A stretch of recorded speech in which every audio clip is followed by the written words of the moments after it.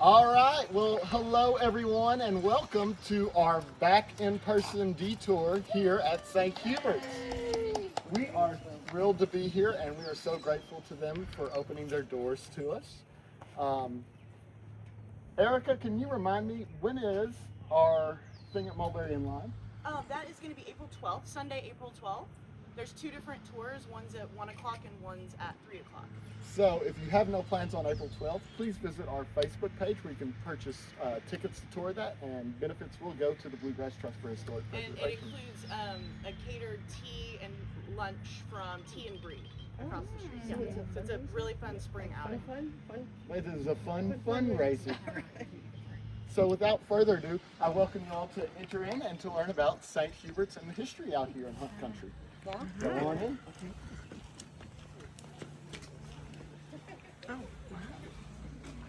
Do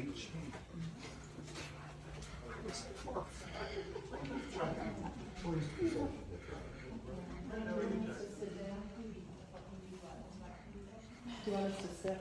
Oh, yes.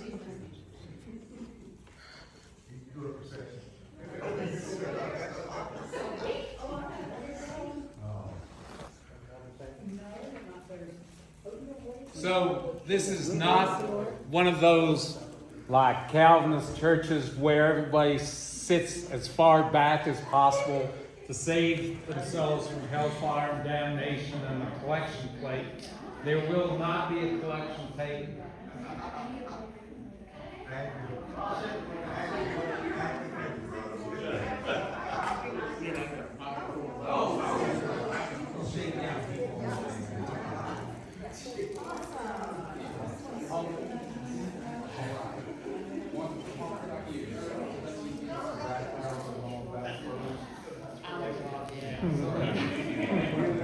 But I'm going to ask our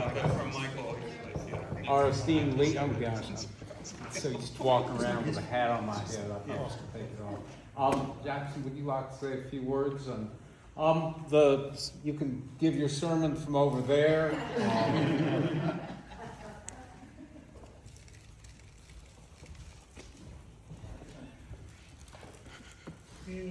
Okay. Oh, that's impressive. You want me to speak in tongues?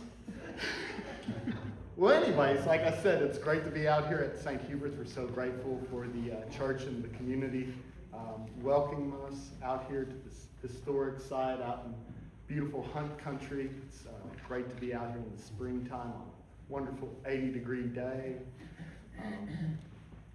And now, Ron, I'll throw it back to you.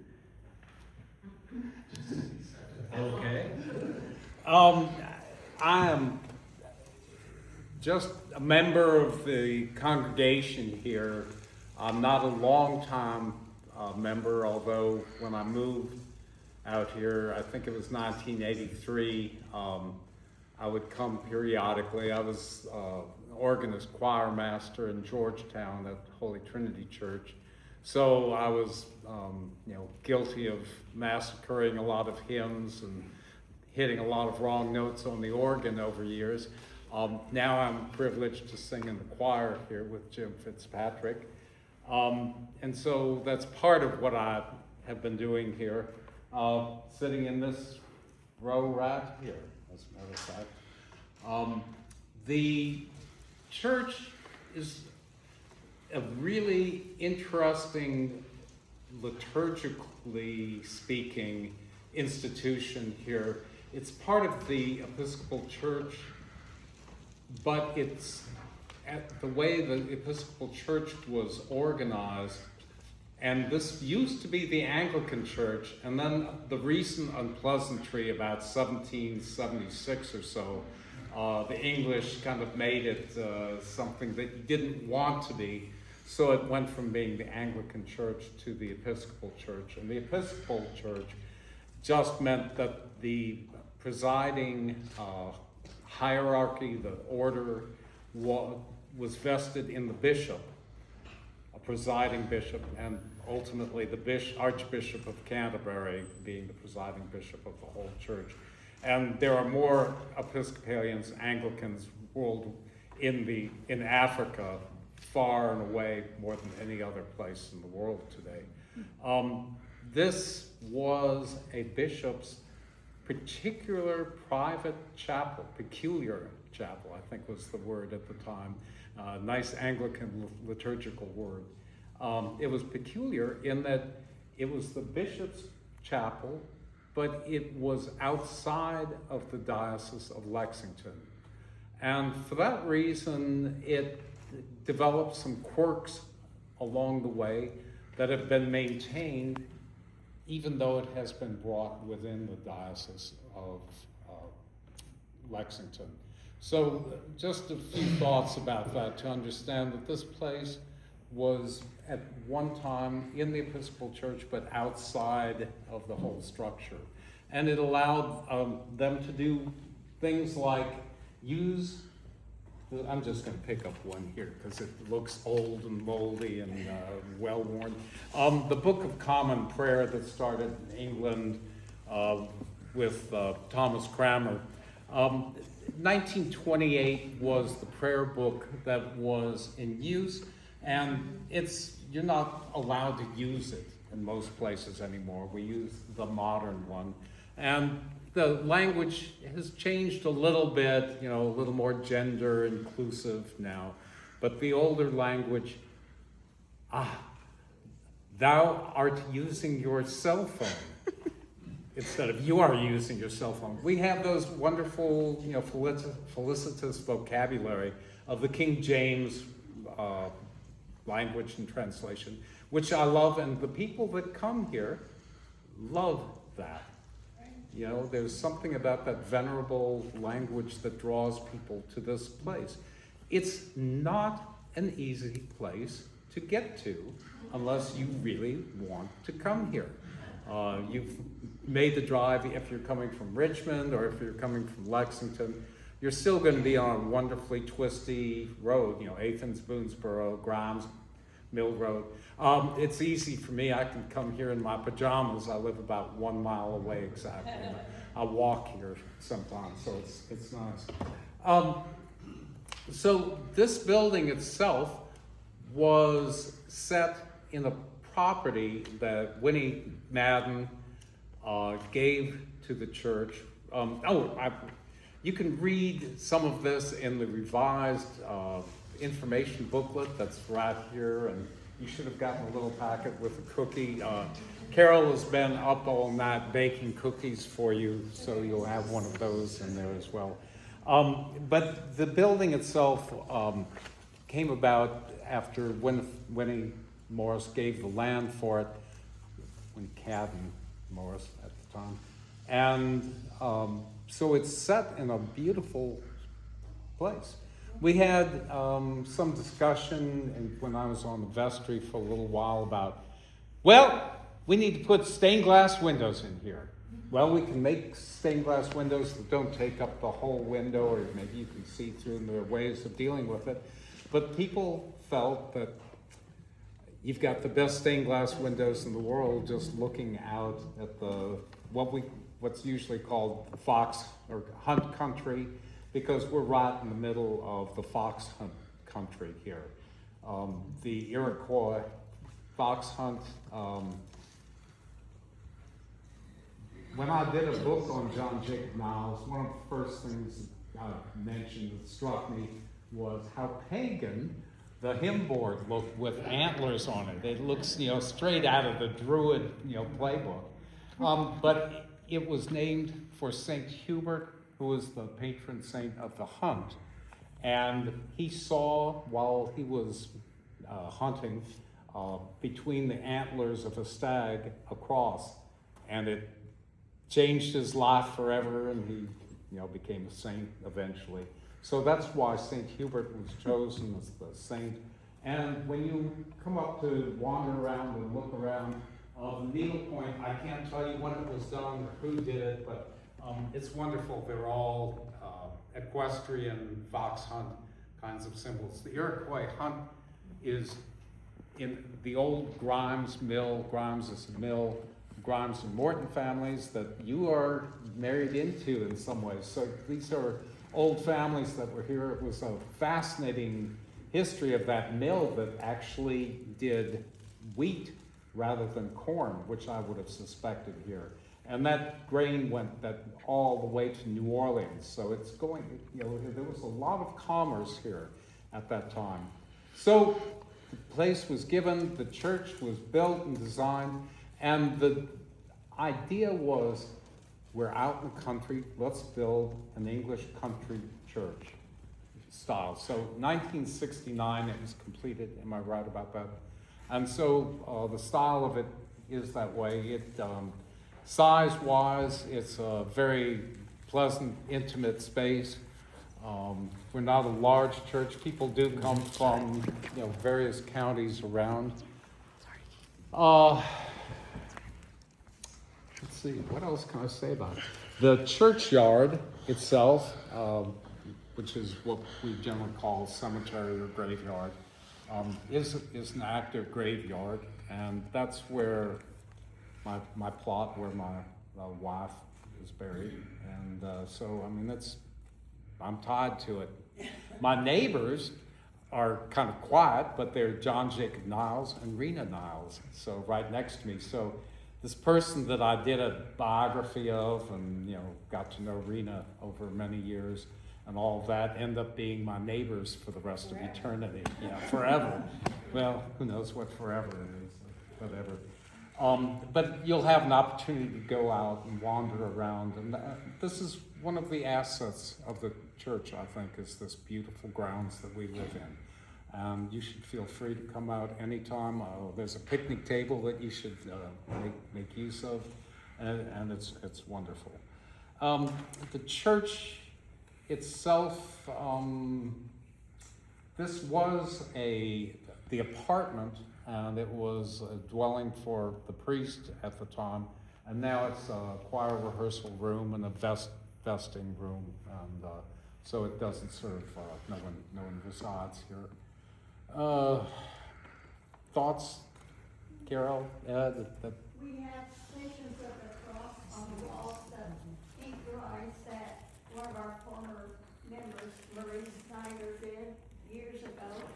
And then there are also stone stations of the cross, right across the driveway here, that start probably back where the serviceberry tree is, and they go forward to where the graveyard wall is, I believe. Thank you, yeah, you can see that.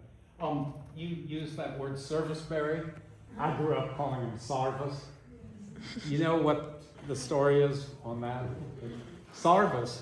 Serviceberry, at a time when the old regular Baptists, they were circuit riders, and they would only come by periodically every few months, and during the winter, there could be no burials, the ground was too hard. So when that serviceberry bloomed, and it was the first one, that's when the rounds began, and that's when people could be buried again.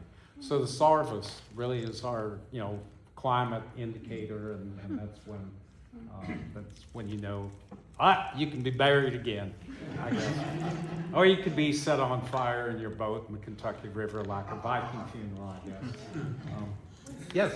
Oh, and please, since you did it, any kind of questions, and you know, there are people here that know how to answer them. I will do the best I can. What's the size of the congregation?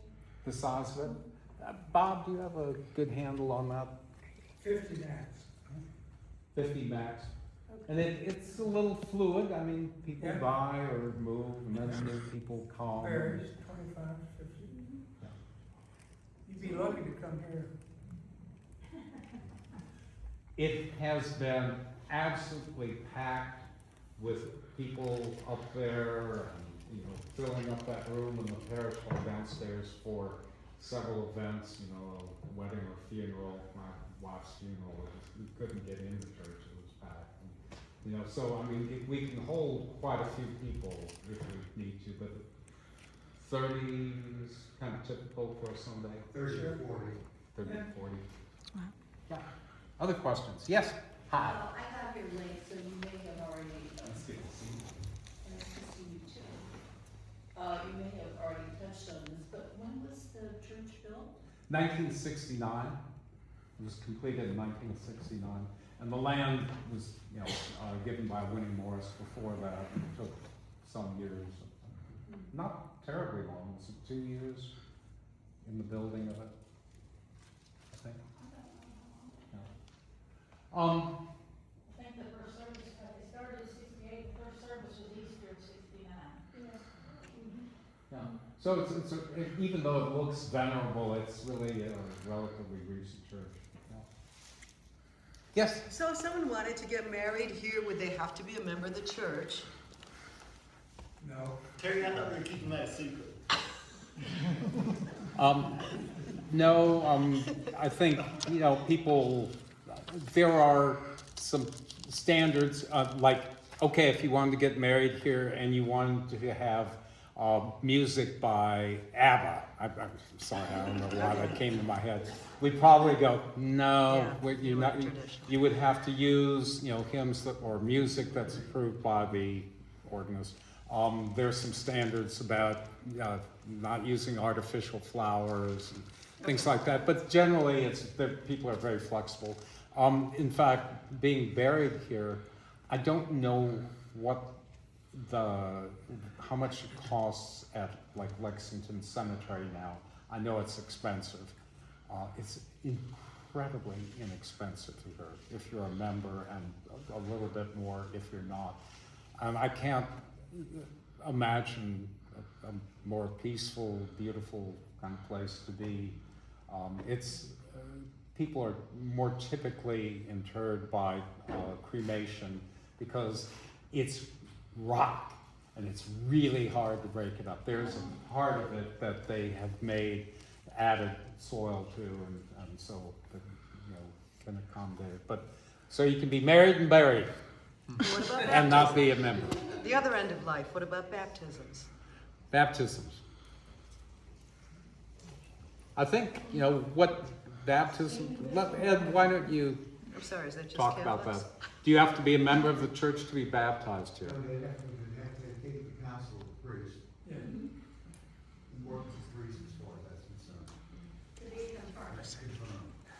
So what is the tradition for your baptism or confirmation? Is it babies or young? Contact any member who would put you in touch with the priest. Mhm. And then the priest would work with you and go through confirmation with you. And then, most of the time, when we have a baptism, we do that. The bishop comes, our Lexington bishop comes once a year. He visits every church at least once a year. And we try to do our baptisms when the bishop comes. So it's the people or the person being baptized is normally like 8 or 10 or something, as opposed to an infant sprinkling. Baptizes infants. Infants first, and then confirmation is usually. It's later, okay. 12, 13, whatever, Go through the classes, okay. It's flexible, but usually, it's family. Right. I don't mean to ask all the questions, but you said 1969, did you already talk about what was the impetus for building it and for having it here? I would have to say it was largely Bishop Moody's impetus, wasn't it, to build this as a private kind of church, not in the diocese, but where people could worship as he would wanted it to be. He brought a lot of communicants from the cathedral. Oh, okay.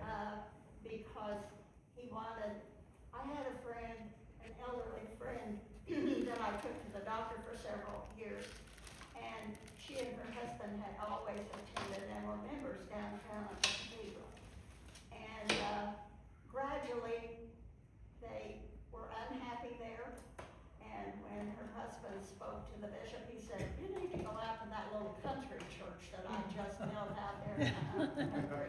And when my husband and I started here in 1987, this church was full because it was all people who had come. There were a few of us who came the same time, Dr. Houtz and his wife, and Marty Mayer, who lives just down the road off of he said Spoonsboro, that family had been charter members of the church because they lived in the area. But most of the people had come from the cathedral. And then the Episcopal Church closed in Richmond. And when that happened, a lot of those people came here because it was in proximity rather than going to Lexington. Right. Well, I think it's nice to know that there are people from all over. You know, people would think that the majority of people live around here, but I don't think that's true.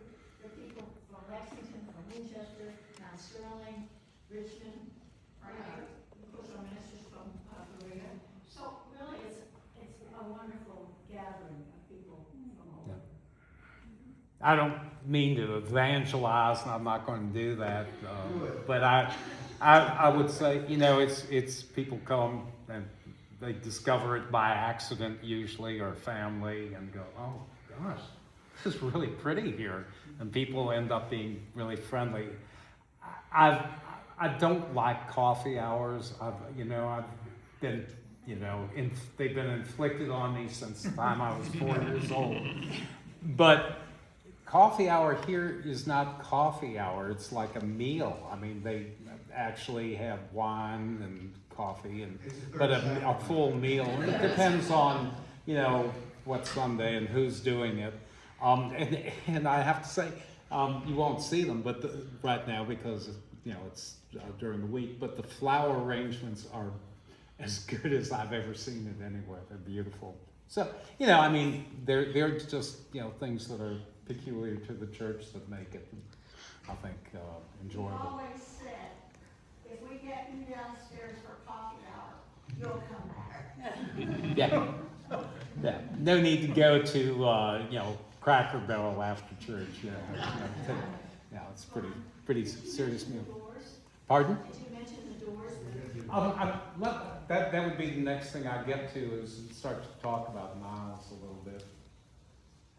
Dwayne kind of waggishly referred to him as the patron saint, but The wooden cross that's up over the altar was made for this church by Gene Freeman, who had, Freedom Corporation, Winchester. in Winchester. okay.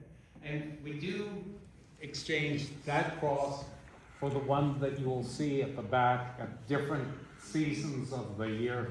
And that one I was actually a member of the faculty at Lexington Theological Seminary in Belcourt when there was such a thing. And that was in the chapel there. So it's kind of interesting that it had found its way here from Belcourt. Let me say, we'd love to have any of you come back and visit us. The doors are open for you. We're not trying to proselytize, but you're welcome. We'd love to have you come. And I love the detours. They're, I'm a member of the society, Preservation Society, and I love it. And these are wonderful. He hornswoggled me into doing one at John Jacob Niles' house at Boot Hill Farm, which is just down the road there some time ago. And it was during a time too during COVID where a lot of those had to be done by video rather than in person. And I've so enjoyed being at places that I would never have expected to find myself in connection with that. So Jackson, thank you all for doing those. Yeah, that's really important. The Bluegrass Trust is just remarkable. So let me encourage you to read this. I'm going to pass around a few things just for amusement's sake, and then talk a little bit about John Jacob Niles. And this is a biography that I wrote at the University Press of Kentucky. I'm slow as a glacier. Dave understands this, being connected with the university.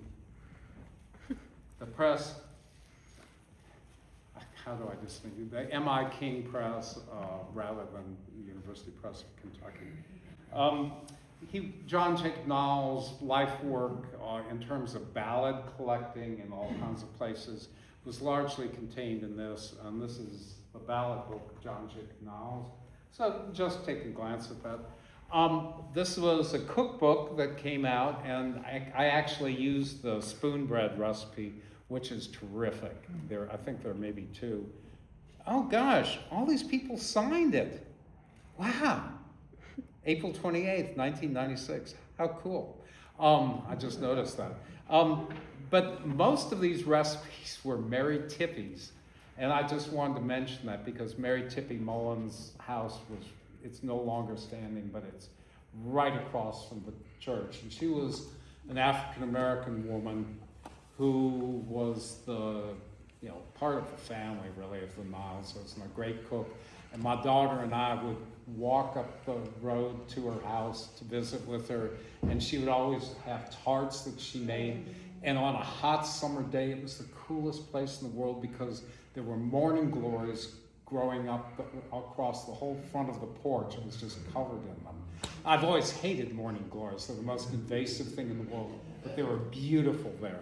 So that's the John Jacob Niles cookbook, just so you know it existed. If you look at nothing else here, I just wanted to mention brick dust and buttermilk was the formula for making shaker bricks that have the color. And Niles wrote poetry all his life, mostly sonnets for a long time. If you know Gertrude Stein, that name, he actually read poetry in World War I when he was stationed in Paris. He would go and read his poetry. And he was kind of an uncouth Kentucky boy, kind of rough kind of character, but he fit in pretty well there. And so this was a collection of poetry that beautifully printed Jonathan Green's work. And it's, if nothing else, look at the front and back cover because it sums up his life the way he looked in those two. I think that's kind of interesting. We were, just one of those things that happens. A former bishop of Lexington, Hosea, was giving a sermon in town, and John Jacob Niles was so moved by that sermon that he wrote a sonnet. And finally, a member of the family said, "We have the original of this, would you like it? Would you like to put it up?" And we said, "Why, yes, of course." So, there's that, and I'll pass that around. It's just a repo of that, but it's kind of interesting. When you wander around, which I hope you will do a little bit, note that in the, it's not really a mark, it's the, when it passes for a little porch covered area here, these doors were carved by Niles late in his life from river oak that he took out of the Kentucky River that had been down there for a long time. Pretty remarkable, and on both sides of the door, take a look at those. They were the front doors, but then, they were weathered and we wanted to preserve them, and so that front part was added. The stained glass window here came out of his house. It was one of the last things at Boot Hill that was worth salvaging, and I hornswoggled the Bluegrass Christian Camp into giving it to me. And then I twisted the arm of a master stained glass maker who was from Canada that did Tiffany's work in Canada in that factory. And so he restored the thing, and then a friend of mine who's a musician and a carpenter, so he can make money, installed it for me there and framed it. So it's really wonderful to have. It's a beautiful piece of stained glass that came out of a saloon in Lexington from about 1930. So that's the history. There's a little history I put with that. And a few pictures there as well of Niles carving the doors. Sandy. Also, the tiles above the doors were made by Bishop Moody, and you can see where they were being damaged from being exposed to the weather. But they're all hunt scenes. Thank you. Yeah, and of St. Hubert, Right. basically. Yeah, absolutely. I have to tell you, John Jacob Niles singing is an acquired taste. And I was not fond of it at all. He was incredibly popular. I mean, incredibly. You know, Colonel Sanders and Niles were the two household names over a period of 40 years. He was on the cover of, you know, Life magazine and things. I mean, this is, you know, a well-known character. But this voice was, woo! You know, I mean, it had the electrifying effect of the male C-sharp alto is how he described it. It was penetrating, wailing kind of thing. Oh, which reminds me, if you want to know a little more about Niles, and his life was fascinating.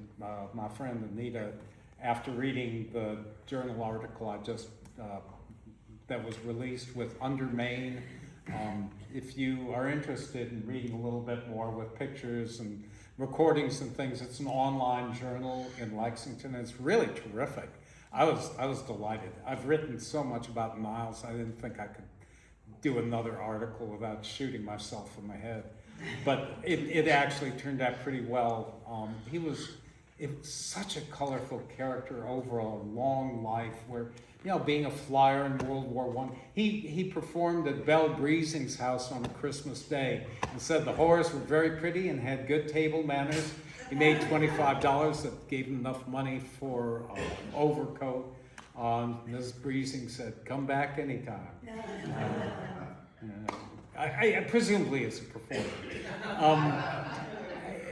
You know, the stories of this character just go on and on. And of course, he lived just down Athens, Boonesboro. Boot Hill, the place is sadly, there's a historical plaque there, but the place is, Bluegrass Christian Camp doesn't have money to invest in fixing it. If you want to see more of the Niles artifacts and things, they're really wonderful. The John Jacob Niles Center for American Music at the Lucille Little Library on the campus of UK has his dulcimers, has his doors that he carved, really some beautiful doors, the table and chairs that he carved, and various artifacts, as well as, you know, the whole collection. So, you know, as much of Niles as you can stand and more is there. Yeah. Yeah. Did you explain those? Yeah. The pictures that are on the wall? A little bit. I'll let Carol say that again. They're stations of the cross. Stations of the cross. So at certain parts in the narrative of the crucifixion, they are portrayed as you kind of walk along those. And they were done by Marie Snyder, who was a member of our church for many years. Any other questions before I launch into some caterwauling and yodeling and wailing? So by way of explanation, Niles encountered dulcimers at Gene Ritchie's house. Ballas Ritchie, Gene was, I think, 10 or 11 at the time, young Gene Ritchie. And so he encountered a dulcimer that looked sort of like this. In 2001, the dulcimer was made our state instrument. We're one of, you know, very few states that has a musical instrument. And that's what the legislature does instead of crafting budgets and taking care of education. But at least, you know, that was mostly harmless, making the dulcimer our instrument. The earliest known instruments like this were actually made in Kentucky by Uncle Ed Thomas in Letcher County. And this is that hourglass shape. Typically, I'm going to just show you the way a typical one would be played. I'll do the best I can. I'm really a fiddler and not much of a dulcimer, but I made it a point of not singing John Jacob Niles songs because his delivery was so personal, eccentric, but I'm going to try and, you know, give you at least a feel for what a few of his songs were like. The way he played dulcimer is not traditional. He was described as, well, leave it there. Typically, 3 or 4 people added a 4th string. That was Homer Ledford, another Clark County close by, a remarkable person. And if you're interested in Homer Ledford, there's an Under Maine, the journal that I just published, the Niles thing in April. There's going to be one that David's doing on Homer Ledford. The dulcimer, usually you finger just the one closest to. The other strings are drones, and it was thought that what they were doing was creating the sound of the bagpipe in this world.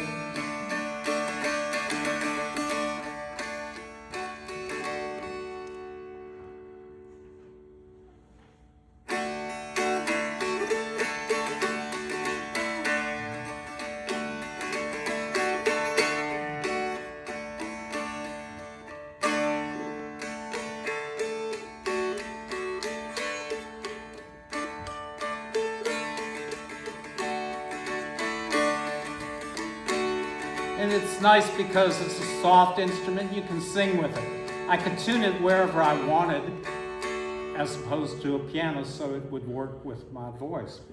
There's a happy land far, far away.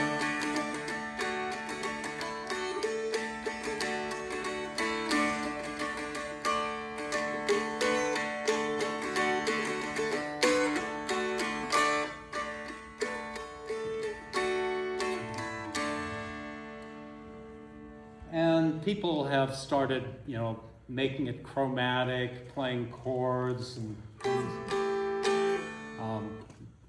sometimes you can play on the bass too. Traditionally, they used a noter. Got one here somewhere. Just so you can see it.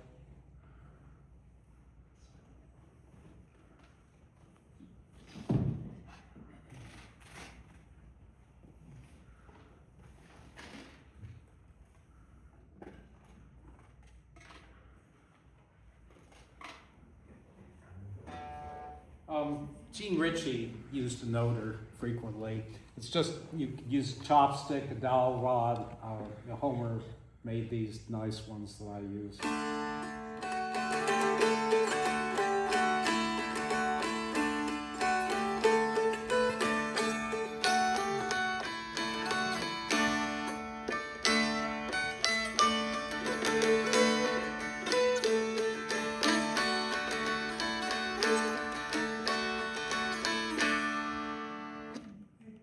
So, that's all. Please. I'm going to leave these out so you can try it. If you've not ever tried the dulcimer, I have to say, every instrument, no matter how basic, is a lifetime of learning how to master it. You can do the most complex things, but to start with, this is the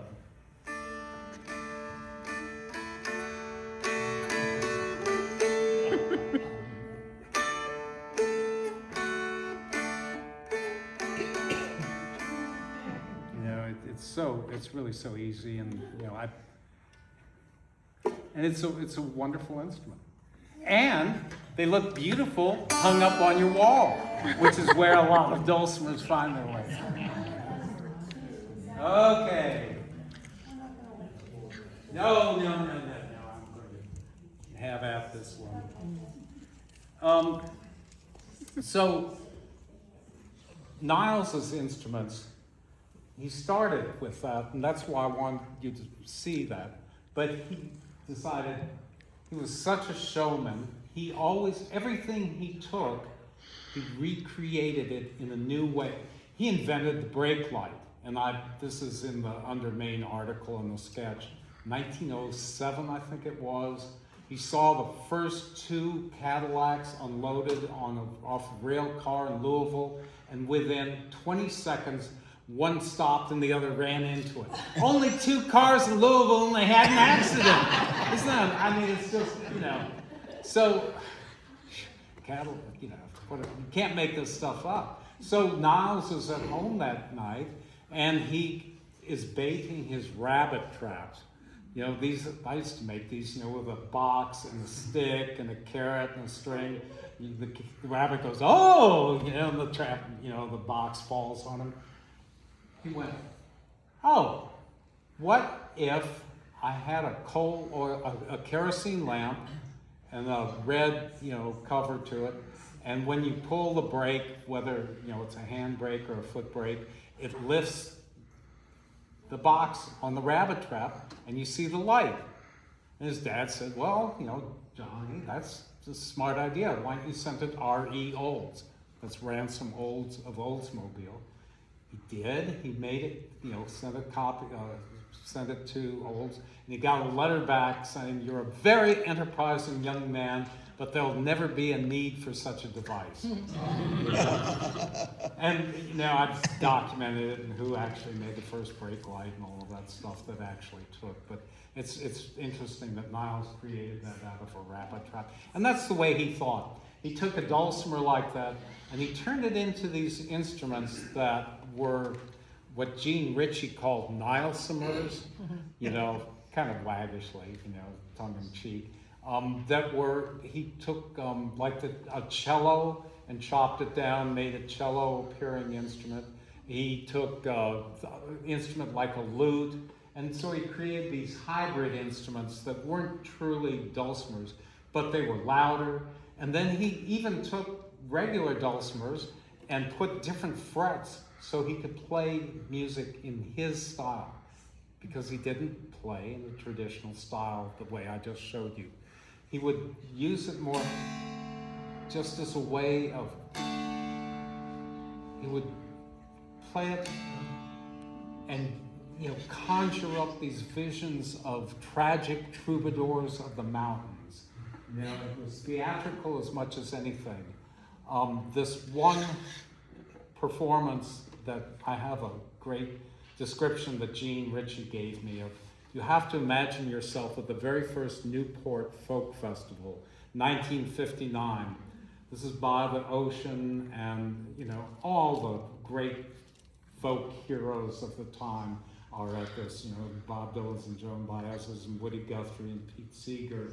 And Gene Ritchie was on the board of it and was there writing about it. And she said, described it, he did the hangman, the tendrils of fog were coming in off the ocean, and he's holding this instrument, swinging. I'll play a little bit of the hangman so you understand it. He would take that dulcimer, hangman, hangman, slack your line, and he would hold it as though it's this woman being hung, you know, executed by, or he would create a, daughter, daughter, have you got gold?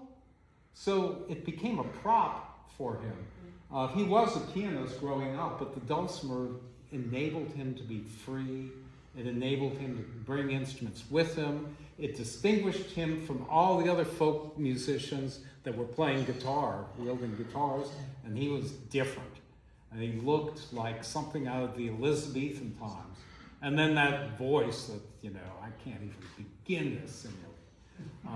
So that's what's taking place. This is as close as I could come. I wanted to bring one of Niles's dulcimers in, but I just got off the train this morning from Chicago at 4 or 5 in the morning. I mean, I didn't have time to do that at UK, but I want you to see one that looks somewhat, you know, unusual. This, in fact, is a courting dulcimer or sweetheart dulcimer. It's an older kind of idea. You don't see many of them, but I knew that Homer Ledford had made one for Edna and her husband.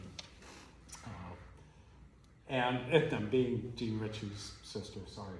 And so I asked Homer if he'd make me one. He said, oh, Ron, I can't do that. It takes too much time. You know, Homer had a way of making, you know, he was making his living, making these instruments, and this isn't a pattern instrument. You know, he would make 3 or 4 shapes and assemble them together, usually. But then I said, Homer, price is no object, time is no object. I want you to make an instrument that you would like making. And he did for me. And I've been grateful. You know, it's beautiful, you know, bookended black walnut with holly. And this is Sitka spruce, and the dogwoods are in bloom on my land right now, and he did, you know, dogwood blossoms for the fret markings. So, Mother of I'm going to pearl? show you, give you just a little bit of an idea what this is for first. Yeah. How about, would you join me for a minute? So, courting dulcimer, sweetheart dulcimer. I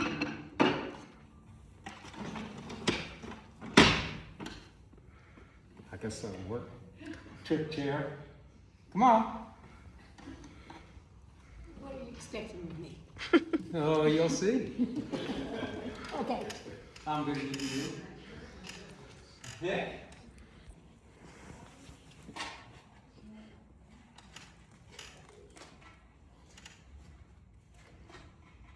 If this isn't too tangential for you, but so a little piece of plastic, El Pico, it's a coffee.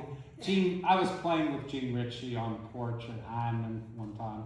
My pick fell through the floorboards, and she gave it to me. And afterwards, I said, she just said, "Keep it." Okay, you know, stuck it away. And then I got playing with it one time. I realized, oh, it was perfect. You know, it was as flexible. It was ergonomically sound, and it was just the way Jean Ritchie is. Aw shucks, I'm just an old country girl from Perry County. No. The coffee she chose was El Pico, the pick, right? El Pico. What was her married name? Pico, P-I-C-K-O-W. You know, so it's all these layers of meaning and pragmatism and symbolism and everything just woven into a simple pick like that. So I treasure it. You're going to get to play with another pick, if that's all right.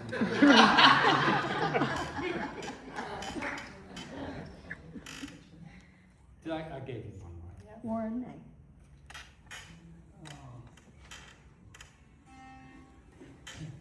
So, the reason you have courting dulcimers, we're old friends, so this is okay. You a married woman? No longer. Yeah, well, my wife's out there, glad, you know, so I'm not either. Oh, no.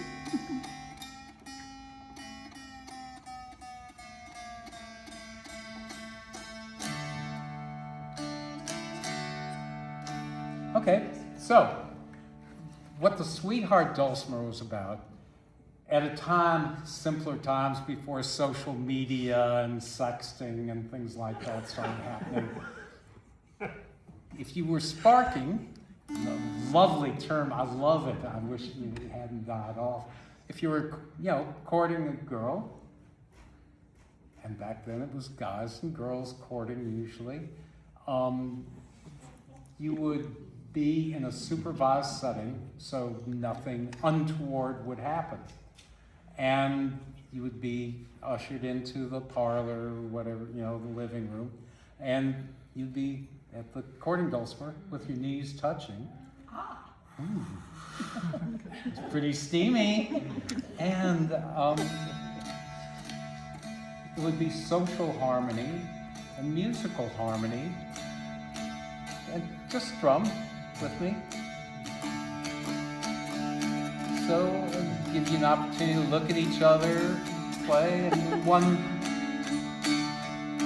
just strum. You don't need to play notes or anything.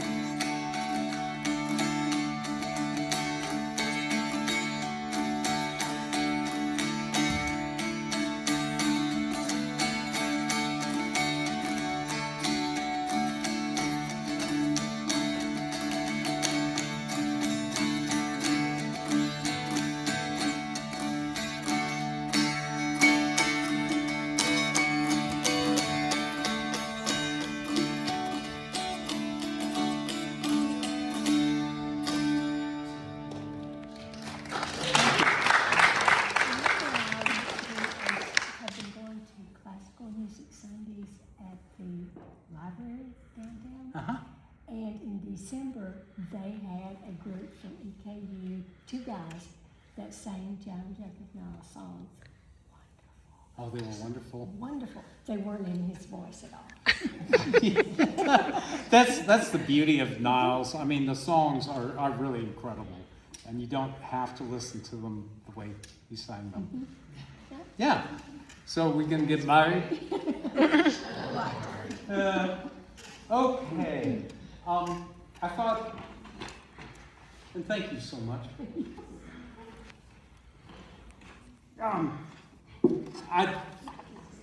That's fine. I thought what I'd do is just give you a little bit of a feel for what some of these sound like, and I'll try to simulate Niles a bit. He used, I hate using music. I play fiddle and I do it without, notes or anything. I've learned from old time players, before me. That's the way I do it. And, but Niles would often, particularly later in life, had a book that he would look so he didn't forget words and things. And since I don't sing his music usually, I hope you'll forgive me if I. So one thing about dulcimers, they're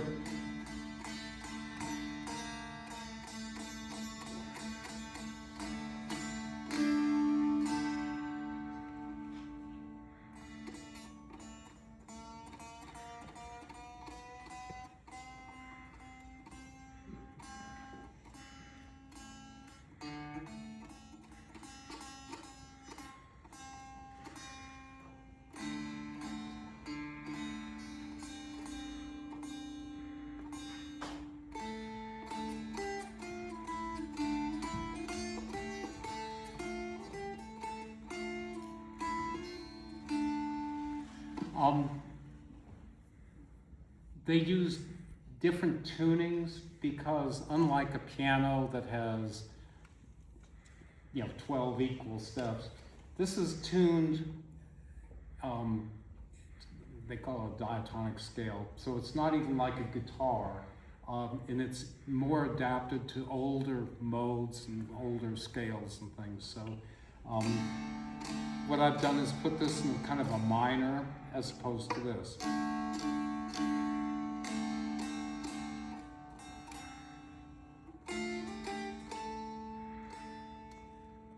Hangman, hangman, stack your wine, slack it just a little while, 'cause I think I see my mama coming, traveling many a mile, traveling many a mile. And he would hardly ever play the melody of it the way I did earlier. He would just use it, just strum it occasionally. And what it did was keep him on pitch. And it was the way old, Nordic bards, going ways back. Papa, Papa, have you brought gold for to pay that hangman's fee? Or have you come to see me hang from that hangman's tree? From that hangman's tree. Oh, daughter, daughter, I brought you no gold for to pay that hangman's fee, but I come to see you hanging from that hangman's tree, from that hangman's tree. So in this ballad, what plays out is the daughter is guilty of something, is going to be hung. She implores her mother to pay the hangman's fee so she doesn't get hung. The mother says, I'm not gonna pay. No gold for you, you know. And then, I see my father coming. Well, surely he will pay. No. No gold for you, babe. Finally. Last verse, we'll skip to that.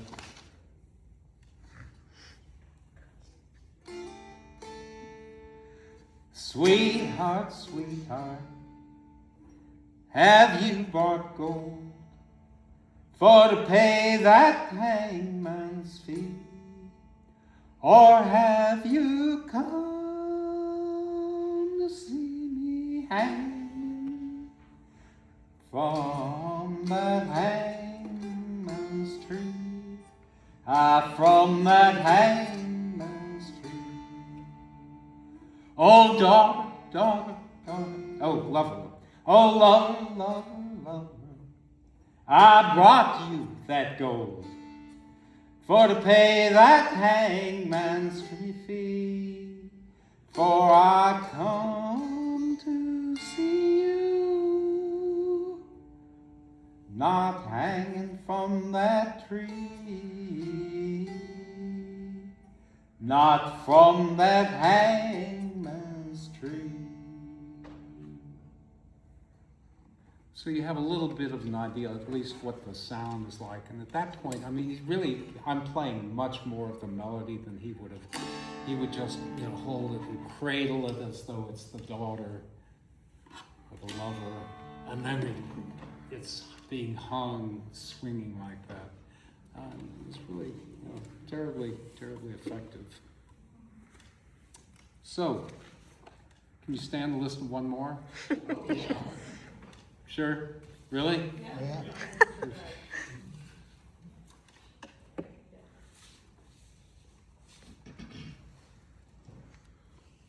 Let's try a little bit.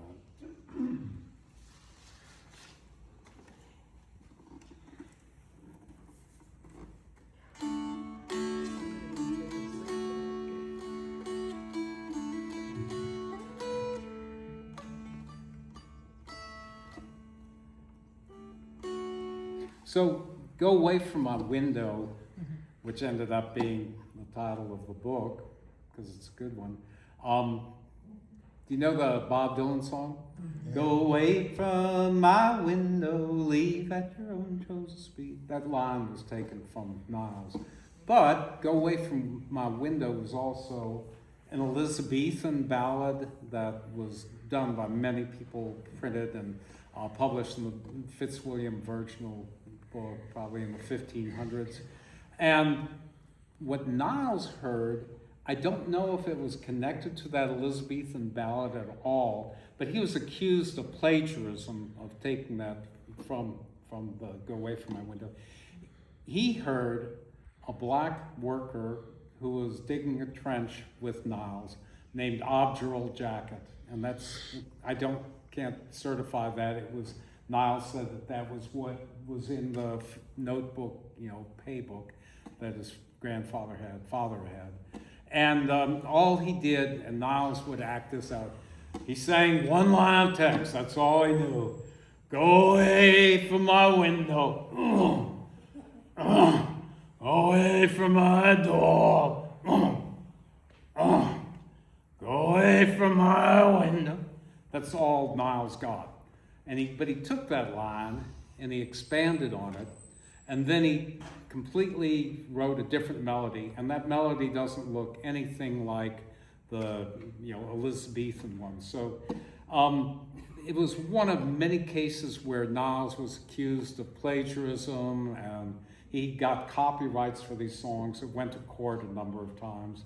And then people ended up assuming his music was folk music because he passed it off as folk music, but he's actually writing it or taking, like the dulcimer, the idea of a dulcimer and turning it into his own dulcimer. The rabbit trap, turning it into a brake light. Everything became grist for his personalizing it. So a little bit, Go Away From My Window was just that one line, and he worked it over, and it sounds something like this.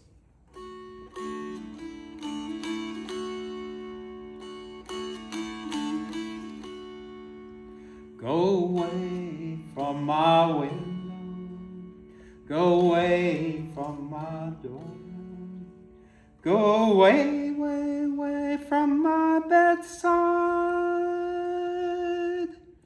and bother me no more, and bother me no more. I'll give you back your letters, I'll give you back my ring, but I'll never forget my own true love. As long as songbirds sing, as long as songbirds sing.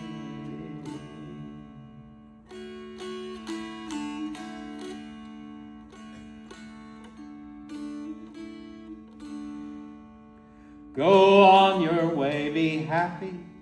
Go on your way and rest. But remember, dear, that you're the one I really did love best. I really did love you best. Go away from my window, go away from my door, go away, way, way from my bedside, and bother me no more, and bother me no more.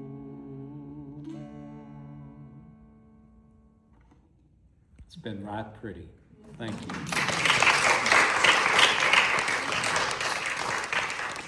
So I'm not trying to imitate him, I can't, but I'm trying to at least give you a feel of how theatrical he was and how he'd hold those high notes and those, some of the notes that he's hitting there are not major and minor, they're in older modes, so they were interesting tunes. Probably, unless there are questions, might be a good time to just wander around and look a little bit, look at the doors and the knobs. Go take a look at where he's buried and what the grounds look like, and it's not raining, which is wonderful. Any questions, Jackson? I would just like to say thank you again, St. Hubert's community. Ron, thank you. Ron was my Appalachian music professor in college, and he's still going to a psychiatrist once a month. I am in awe that I get to even work with him in this capacity. He was a remarkable professor who left a great impression on an unremarkable student. So Ron, thank you again for doing this for us.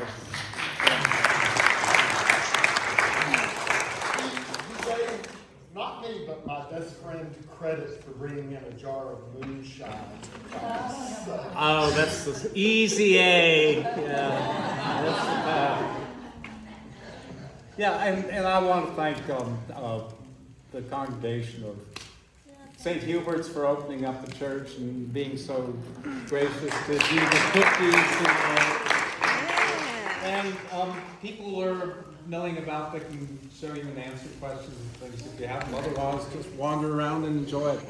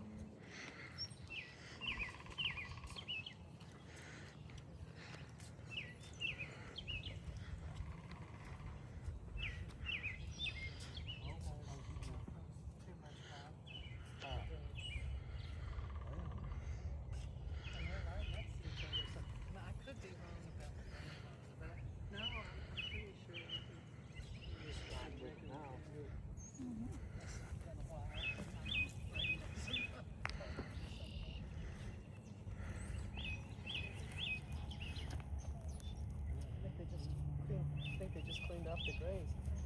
I could either way.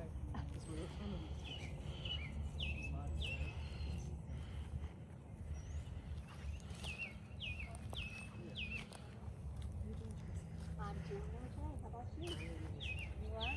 Yep, that's good. I get away with more than we should. Are you still running? Yes. Are you? Who were these? Were these twins? No, they weren't twins. Oh, okay. Are they done? I tried to get it. They might have been married.